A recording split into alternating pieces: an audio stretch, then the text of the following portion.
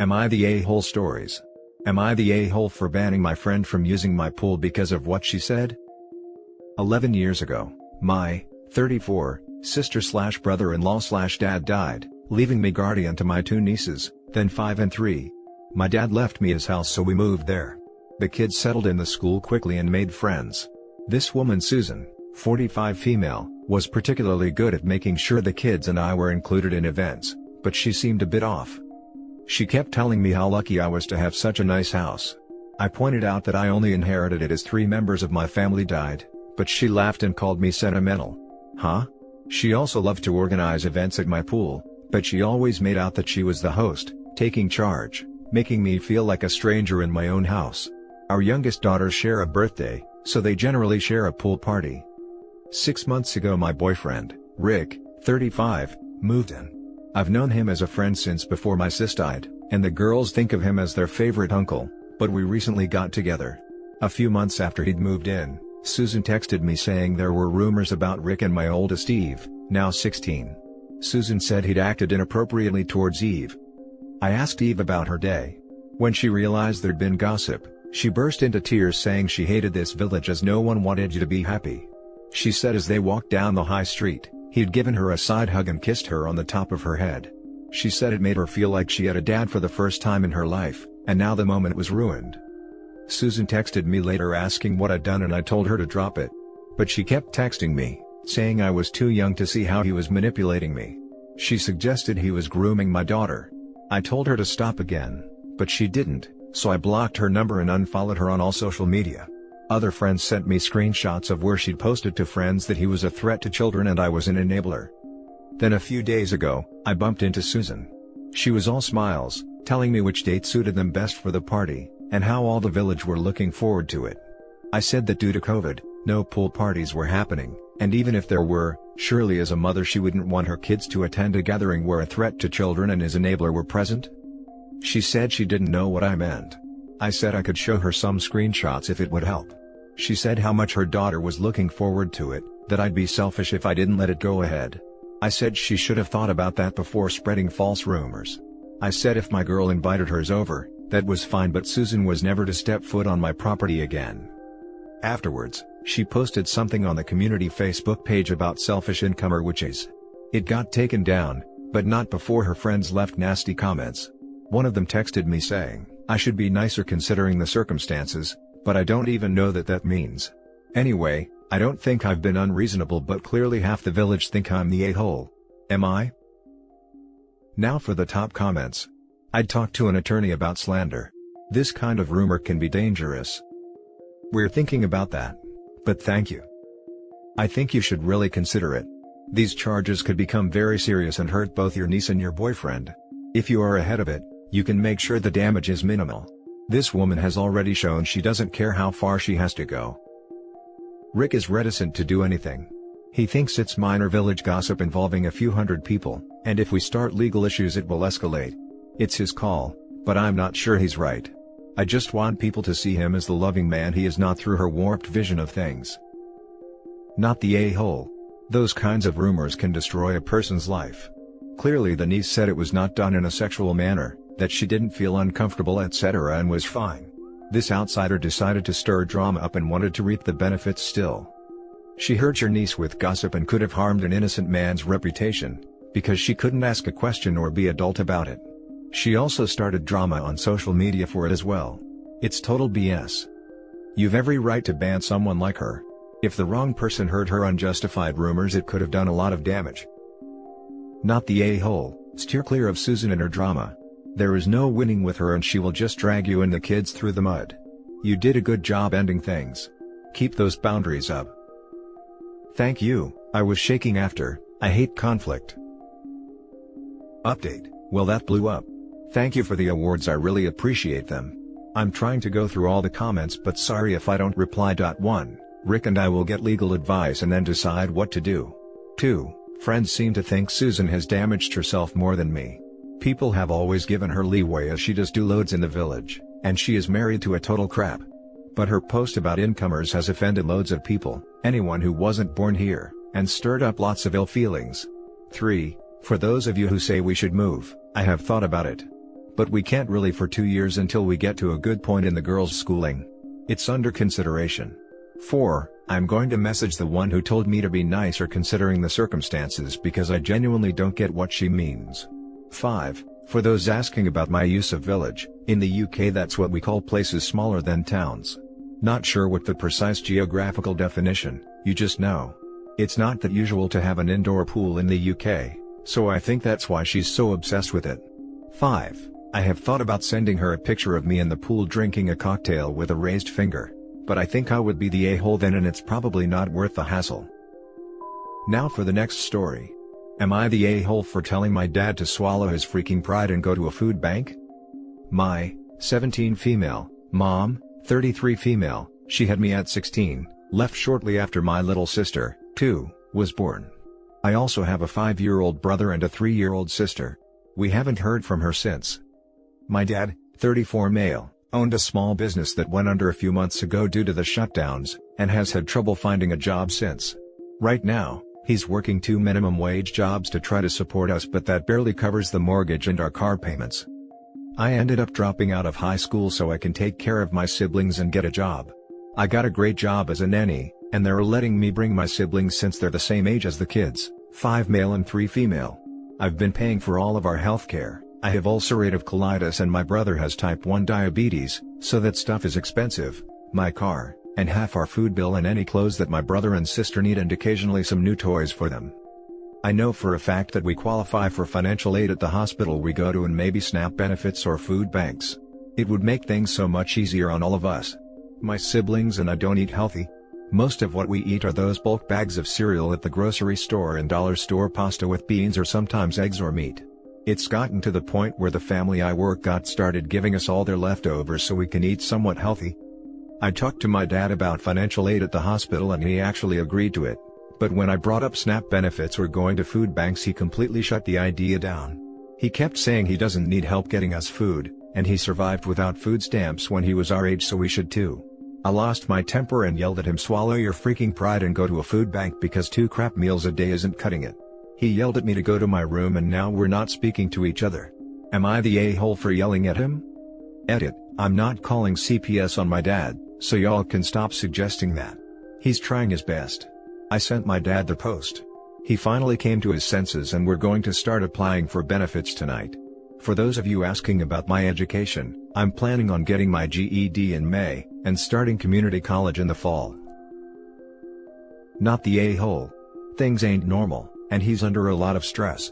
Likely hates feeling you already had to drop out of school, and that he's not cutting it as a man. But he's got to get past it, and maybe this was the kick in the butt he needed. Edit, so proud of you and your dad for taking one hard step after another. Glad he decided to accept some help, wish you both the best. He's let her drop out of school to be a co-parent and refusing to take assistance? That's such BS. OP I feel really sorry for, but she needs to tell dad she's going back to school if he's such a proud man and can do it himself. Yikes. Not the a-hole. You're right, it's just his stupid pride. You're sacrificing a lot for your family right now before you're even a legal adult. The least you deserve is some decent meals. I'm heartbroken for any parent in the situation he's in. But he needed to have it pointed out to him that it's pretty silly for him to think that letting his kids go without food/nutrition and education leaves him with more pride than using the social safety nets that he pays into out of each paycheck. He's making life harder for all of his kids, especially OP, unnecessarily. Not the a-hole. The social safety net exists for a reason. Plus, the pandemic is still going on. Things will be different when we are past all this, and he might be able to find what he needs in terms of work. And hopefully you can return to school. You've put your whole future on hold for your family. You're risking more than his pride is worth. I'm planning on getting my GED and going to college to be a nurse practitioner once things calm down. Next story. Am I the a-hole for continuing my tradition of taking my kids out to dinner even though I remarried and have stepchildren? I'm 36 years old and a father of 2. My kids are 15 and 13. I was high school sweethearts of sorts with their mother, and it was just your common case of 2 kids getting married way too young and not knowing what everything entailed. All in all, we divorced by the time I was 28. My ex and I are on good terms and we do a nice job at co-parenting even though we are not together. I live 2 towns over from her, About a 15-minute drive. So the kids stay with me every Friday to Monday. 4 years ago, I met my current wife. We got married a year and a half ago and now she and her 2 kids live with me. Her boys are 9 and 7. I get along with her kids, and I try to do all I can for them since their dad isn't a great guy. The house sometimes gets a little crowded when my 2 kids are over, but mine spend a lot of time in their rooms. Since my kids were little, I've always enjoyed taking them out to eat every other Friday. It's a tradition I've continued since. My kids really enjoy this time together, and it really helped us all deal with the divorce. Now that I'm remarried and sometimes get busy, these dinners aren't always on Friday nor are they as frequent as every other week. But once or twice a month I make sure my kids and I go out to eat. My wife has always been cool with it, at least until somewhat recently. To be clear, I go out to eat with my wife and the 4 kids a lot. Usually once a weekend, and then dinner Monday through Thursday is always with my wife and her 2 boys. My wife started to ask why I still have these dinners that are exclusively with my 2 kids. I told her it's the tradition and my kids and I enjoy the time together. She said since I'm remarried and have stepchildren, there shouldn't be any more me and my kids dinners. I told her that we all go out to eat together way more frequently than I go with just my kids, and that we go out less than we used to before I got remarried, so I'm compromising a bit. She still insists that it's wrong to take my kids out to dinner where we pretend I don't have a new wife and 2 stepchildren. I don't know where she got that from, but that's what she said. Now for the comments. Where we pretend I don't have a wife and 2 stepkids. Not the a-hole, that's not what you're doing. It's so important for kids in blended families to feel they are still valued and still get one-on-one time. Especially given the age differences here, teenage children have different topics they care about and need different attention. Doing things with your children from your first marriage alone sometimes does not invalidate the other time you spend with your wife and stepchildren, and she should be understanding that you have multiple priorities since she does as well. Not the a-hole. It's even important to do one-on-one things with your kids in a full bio family. If she is adamant you cut out doing things with just your bio kids, then to make it fair you shouldn't do anything with just your bio kids when yours aren't there. All for one and one for all and all that crap. Not the a-hole. You already spend plenty of time with your wife and your stepchildren, and you spend time with them plus your 2 bio kids as well, so really what she's asking you to do is stop spending quality time with your bio kids full stop. That's unreasonable. You get plenty of alone time with your stepkids, I'm assuming, during the week, but you're not allowed to spend any alone time at all with your bio kids? Your wife is being unreasonable. I would pick this hill to die on. If you choose to stop or phase out your dinners with your bio kids, they will notice and they will resent you. Don't let her insecurity damage your relationship with them. Yeah, I've figured she might be a little insecure. I don't know why at all. She doesn't seem to love the idea that I've had a family before her, though she does have 2 kids herself. Hi, product of a broken home here. Let me start with not the a-hole, not the a-hole, not the a-hole, not the a-hole, not the a-hole. You're not being selfish, rude, inconsiderate, a jerk, or anything like that. You're carrying on a tradition that existed previously to maintain a relationship and create a semblance of stability in your kids' lives. You mention you do plenty of things with wife number 2/stepkids every week and quite often with all 4 kids. By her logic, birthdays aren't allowed to happen anymore, or Mother's Day/Father's Day. Don't do anniversaries either. You don't want anyone to feel excluded, ever. Everyone has to be included for everything, always. Ha ha ha, thanks, you sound a lot like some people I'm friends with on Facebook. Now for the last story. Am I the a-hole for not spending enough time with my kids after my husband died? My husband died a few months ago when a drunk driver hit him. We have 4 kids, a 4th grader, 3rd grader, 2nd grader, and 1st grader. 4 kids is a lot of kids, but together, my husband and I managed without needing help outside of the school offered after-school care. Now that it's just me with 4 little ones, I had to hire a nanny to make sure the kids get to after-school activities and grief counseling. I have my dream job. Without giving too many details and identifying myself, my schedule is where I work 10+ hours for a few months, then I have 2 months or so off. I am always available in the morning and have weekends off. I always make the kids breakfast and drop them off at school.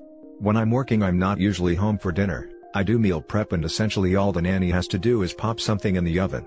I try to be home for bedtime. I probably miss 2 or 3 bedtimes a month. But my in-laws have been telling me that I am a bad mom. Now that my husband is dead, I need to be home more. My kids are handling the death pretty well from what I've seen and what their counselor has told me. When I'm not working, I spend as much time as possible with my kids. I plan fun adventures and have game nights and things like that. We have a great relationship. My in-laws want me to quit my job. Financially I can do that, because of life insurance and my saving from my high-paying job, but I don't want to. I love my job, it's very fulfilling and I'm doing what I dreamed of doing as a kid. I feel I can do that and care for my kids. Am I the a-hole for not quitting my job and hiring a nanny to help me care for my kids? Not the a-hole. From your description it doesn't sound like your kids are suffering from your working lifestyle. Money isn't the most important thing in the world, fulfillment is. Your kids will suffer more if they have an unhappy parent at home versus a hard-working and active parent. Your in-laws are probably still in mourning and looking at a person to put their anger towards. And try to spend one-on-one time with each kid. Affected for the one night a week, with each kid for half an hour later bedtime where you do something low-key together, making the next day meal prep, or a puzzle, time to know each other as individuals. The extra half hour before bed is a great idea. I do make sure they get one-on-one time, but I do worry it's not enough. Thanks for the suggestion. If you were their daddy, literally no one would think twice about you going back to your job. Keep that job you love, keep spending time with your kids. Reconsider the in-laws who are going behind your back to convince your kids you don't love them enough. Not the a-hole. It's not always quantity, it's quality of time you're spending with your kids. You have to provide for your kids by yourself now. What do your in-laws expect you to do? Quit and be a stay-at-home mom with no one making money? They're being ridiculous, and it sounds like your kids are doing as well as they can be. So sorry for your loss.